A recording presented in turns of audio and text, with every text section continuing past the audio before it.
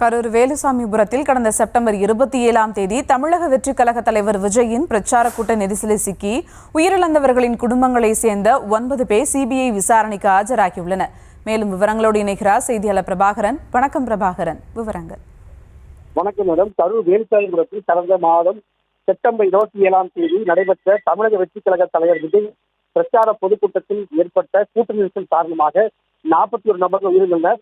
இந்த சம்பவத்திற்கான விசாரணையை கரூர் சுற்றுலா மாளிகையில் உள்ள சிபிஐ அலுவலகத்தில் தீவிரமாக நடைபெற்று வருகிறது. இந்த நிலையில் கடந்த 2 நாட்களாக தமிழக வெற்றிக் கழக பொறுப்பாளர்கள், துணை பொதுச் செயலாளர் ஆனந்த், தேர்தல் விநியோக பொறுப்பாளர் ஆதவ் அர்ஜுன், இணை பொதுச் செயலாளர் நிர்மல்குமார், கரூர் மாவட்ட செயலாளர் மதியழகன், மாநகர பொறுப்பாளர் பவுன்ராஜ் ஆகியோர் சிபிஐ அதிகாரிகள் தொடர்ந்து விசாரணை நடத்தினர். இந்நிலையில் இன்று சம்பவத்தில் உயிரிழந்தவர்களின் குடும்பத்தினரிடம் சிபிஐ அதிகாரிகள் விசாரணை செய்து வருகின்றனர்.